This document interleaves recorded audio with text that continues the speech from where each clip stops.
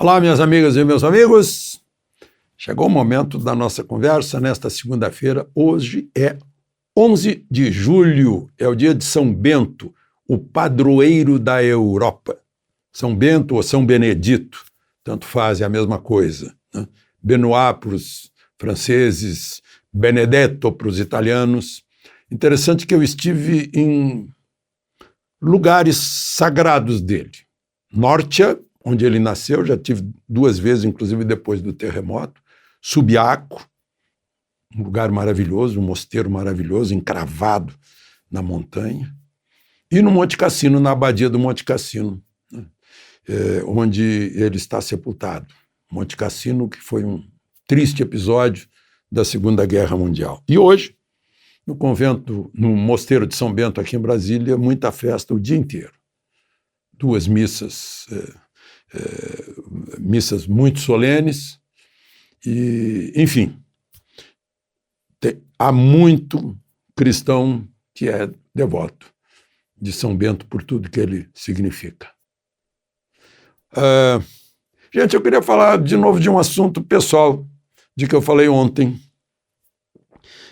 Vocês devem ter notado, eu confessei que estava com o coração em chamas ao ver meu neto lá no Maracanã. Aí eu fico pensando hoje, Davi entrando em campo e depois fazendo o gol do Fluminense, com a camisa 10, fazendo tabelinha com o Cano, como o bisavô dele iria transmitir esse lance. O bisavô dele, Oscar Chaves Garcia, meu pai, conhecido no Rio Grande do Sul como o homem do gol inconfundível. Era narrador esportivo. E eu fico desejando que, se ele estiver num lugar em que possa acompanhar seus descendentes, como ele faria ao descrever o Davi no Maracanã com mais de 60 mil pessoas. Aliás, não é só o avô, né? Davi já tem uma história, né? Essa aí é a mãe dele, ainda menina, ao lado do rei do futebol. E o Davi estava ao lado de um dos maiores goleadores do mundo, aliás, no colo de um dos maiores goleadores do mundo, no sábado à noite, lá no Maracanã. Bom, chega de conversa pessoal, vamos então aos assuntos de hoje. Eu lembro que, se você ainda não se inscreveu, junte-se a nós. E ao final não esqueça de deixar o seu gostei ou não gostei.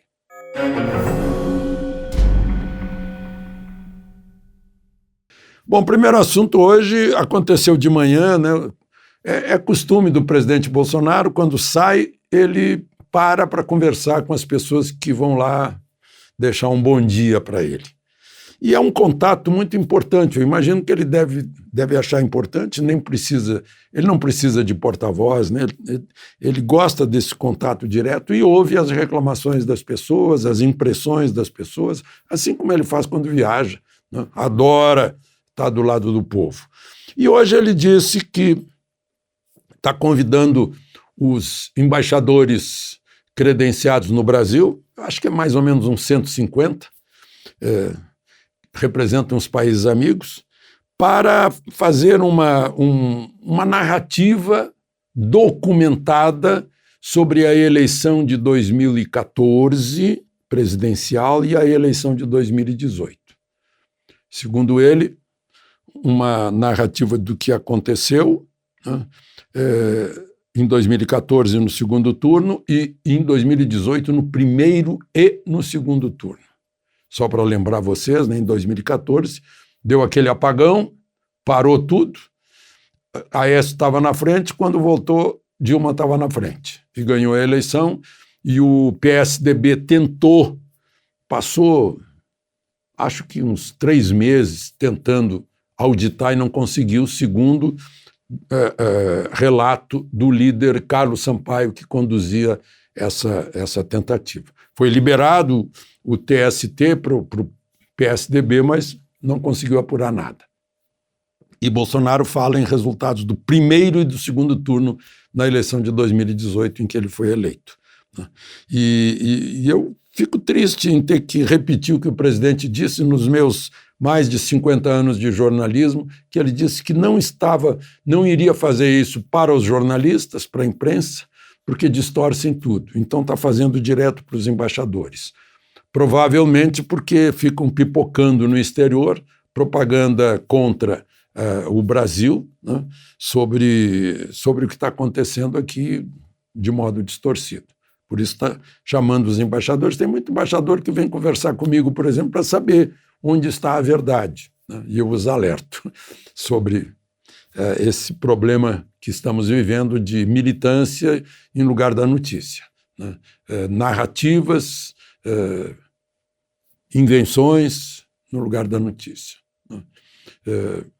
Já vou falar sobre a invenção de ontem, né, lá de Foz do Iguaçu, mas antes disso, só para lembrar que na semana passada, terça-feira, 2 ministros do Supremo foram convidados a falar numa comissão do Senado sobre ativismo judicial e sobre o desrespeito à independência e autonomia dos poderes. Eles não foram, Barroso e Moraes, e segundo eu soube, não deram nem satisfação. O senador Espiridion a mim pergunta, puxa, precisam do Senado para chegar ao Supremo. O Senado os sabatina e o Senado aprova ou não no plenário, né? E agora deram as costas. Estou contando isso porque o presidente também falou do presidente do Tribunal Superior Eleitoral, o ministro Fachin, dizendo que Fachin está pensando que é ditador. Isso palavras do presidente da República. Porque primeiro convidou os militares para colaborarem na comissão de transparência, aí o presidente já de passagem diz assim, puxa, eu sou o chefe dos militares, ele é o comandante supremo, segundo a Constituição. Para convidar os militares, um outro poder deveria se dirigir ao comandante supremo, perguntar para o comandante supremo se os militares poderiam ir, né? Mas não aconteceu isso. Foram direto ao ministro da Defesa. Aí, de repente, não aceitaram as sugestões e, segundo o presidente da República, que Fachin não quer mais conversa com os militares.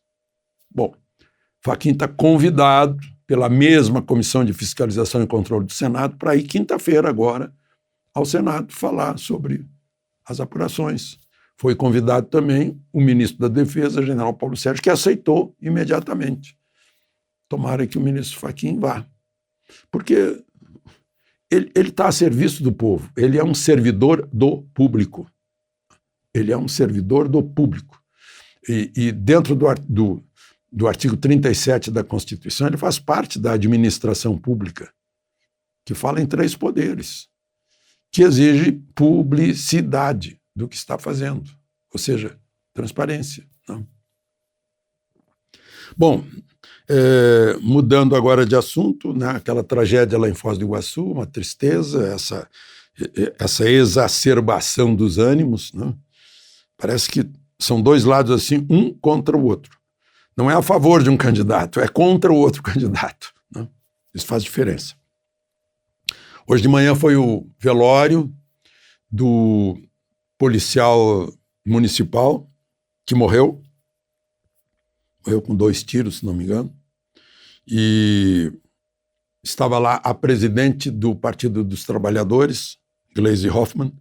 Por quê? Porque ele era o tesoureiro local do PT e já havia integrado chapa como vice na eleição municipal, como vice-prefeito. E o que a gente viu nas imagens esclarece mais, né? Depois de todas as fake news, a propaganda que foi feita ontem em torno disso, a gente vê que o policial penal, Jorge, que chega e o aniversariante sai lá de dentro da Associação Recreativa e Esportiva da Segurança Física de Itaipu. Então não era um local privado de residência de alguém, era uma associação, né? E o aniversário estava todo, cantaram Lula lá, foto de Lula e tal, e o recém-chegado se espantou com isso. Provavelmente xingando porque estavam usando uma associação para fazer um aniversário comício, né? Aí o aniversariante sai e joga, segundo se diz, uma pedra. Não dá para ver na imagem, mas joga no sujeito que estava dentro do carro, com as duas mãos na direção, né? Aí uma senhora que estava ali, que depois eu soube que é uma policial civil, que é a companheira do que morreu, a Pamela Suelen Silva, que teve uma atitude perfeita de tentar apaziguar, de se interpor entre os dois, de tentar evitar que ocorresse a tragédia que ocorreu. Ela tenta, argumenta, né? Mas parece que não adianta. Aí o policial penal vai embora para buscar arma. E o policial municipal entra de volta na associação. Não sei se ele saiu para pegar a arma no carro, porque ele estava de bermuda, não dá para ver que ele estava com arma, mas ele estava com arma, tanto que atirou 5 vezes contra o outro, né, antes de morrer. E aí ele volta, a policial tenta detê-lo, mostra o distintivo: eu sou policial civil, não faça isso, né? Ainda assim, aí ele dá um tiro em direção ao prédio e entra. E aí acontece o choque entre os dois.